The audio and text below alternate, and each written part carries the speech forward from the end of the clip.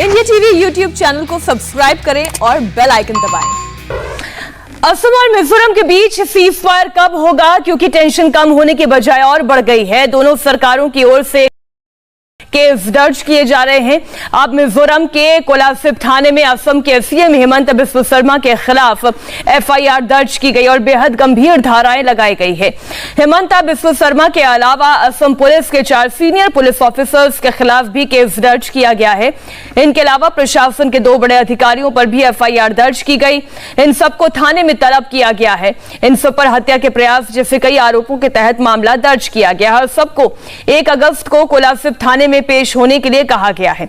26 जुलाई को असम और मिजोरम के बीच खूनी झड़प हुई थी, जिसमें असम के 6 पुलिस वाले और 1 सिविलियन को जान गंवानी पड़ी थी। अब आज असम की ओर से बॉर्डर पर पहरा और कड़ा कर दिया गया है। सीआरपीएफ की और पोस्ट बढ़ाई गई है।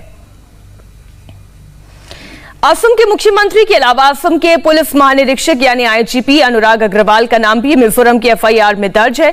कछार के डीआईजी देवज्योति मुखर्जी और पुलिस अधीक्षक चंद्रकांत निम्बालकर के खिलाफ भी केस दर्ज किया गया है। ढोलई पुलिस स्टेशन के एसएचओ कछार और डिप्टी कमिश्नर कीर्ति जल्दी और कछार के फॉरेस्ट ऑफिसर सनीदेव चौधरी के खिलाफ भी मामला दर्ज है।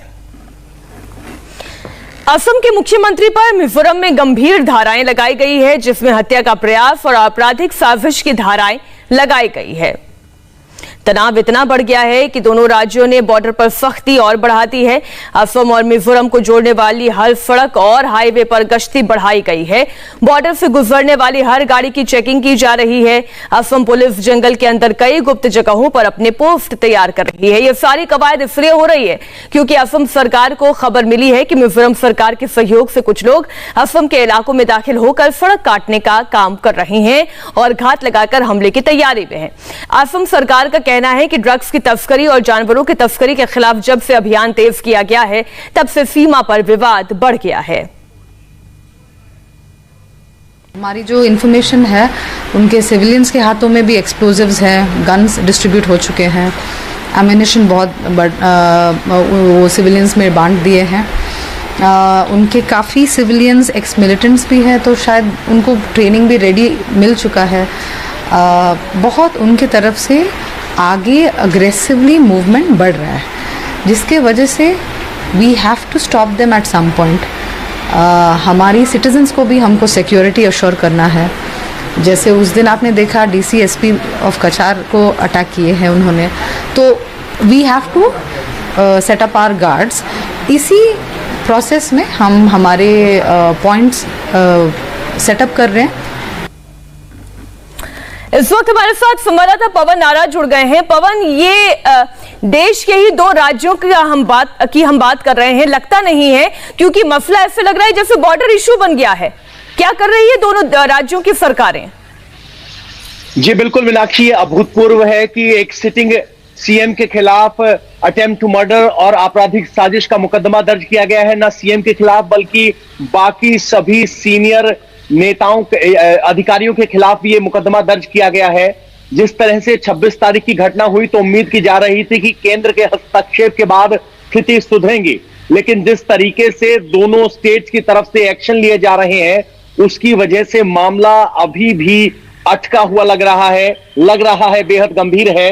इससे पहले असम की तरफ से अपने लोगों के लिए एक एडवाइजरी जारी की गई कि मिजोरम में ट्रैवल ना करें। वहीं मिजोरम के आला अधिकारियों ने मशीन गन इस्तेमाल करने में ना सिर्फ हामी भरी बल्कि धमकी भरे अंदाज में कहा कि अगर उन्होंने सरेंडर नहीं किया होता तो वो और ज्यादा लोगों की मौत होती।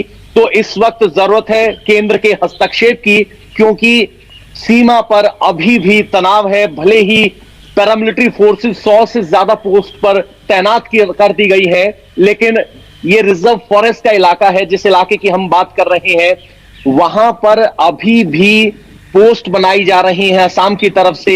इस तरह की जानकारी आ रही कि मिजोरम की तरफ से कुछ सिविलियंस हथियारों के साथ जंगलों में पूरी जानकारी के लिए आपका। असम और मिजोरम में टेंशन हाई और इसी बीच तनाव के बीच हमारे संवाददाता पवन नारा उस स्पॉट पर भी पहुंचे जहां ये खूनी झड़प हुई। अभी वहां केवल कड़ा पहरा है, लेकिन आसपास के लोगों में एक डर भी है। इस हिंसा के आफ्टर इफेक्ट क्या होंगे? इस इलाके में अब भी तनाव बरकरार है, लेकिन तनाव को कम करने की कोशिशें की जा रही हैं। ये रास्ता सीधे मिजोरम की तरफ जाता है, वहीं हाईवे है, लेकिन फिलहाल मिजोरम और असम दोनों पुलिस को विड्रॉ कर लिया गया है और अब सीआरपीएफ की बटालियन तैनात की गई है। यहां से आगे पुलिस, मीडिया, जनता कोई नहीं जा रहा, क्योंकि कोशिश ये की जा रही है कि किस तरह से स्थिति को सामान्य किया जाए, क्योंकि मिजोरम और असम में यह जमीनी विवाद सदियों से चला रहा है। पहली बार ब्रिटिश काल में इस विवाद को लेकर एक नोटिफिकेशन जारी हुआ था, जिसे 1933 में एक बार फिर रिफॉर्म किया गया, रीड्रॉ किया गया, जिसे असम मानता है, और 1875 के नोटिफिकेशन को मिजोरम मानता है। और जब यहां केंद्र शासित प्रदेश के तौर पर मिजोरम को असम से अलग किया गया, तब भी वही विवाद बरकरार रहा और इस विवाद को लेकर पिछले एक साल में कई बार झड़प हो चुकी है। लेकिन अब की बार की झड़प खूनी झड़प साबित हुई, जब मिजोरम पुलिस और असम पुलिस के बीच यह झड़प हुई, जिसमें सिविलियन जनता भी शामिल थी, जिसमें 5 पुलिसकर्मियों समेत 6 लोगों की मौत हो गई। जिसके बाद यहां पर लोगों में जबरदस्त गुस्सा है। यहां से लगभग 3 किलोमीटर दूर मिजोरम का बॉर्डर है, लेकिन स्थिति ऐसी है मानो यहां तनाव बहुत ज्यादा हो। फोर्सेस हैं, लेकिन यहां से आगे जाने की अनुमति किसी को नहीं है।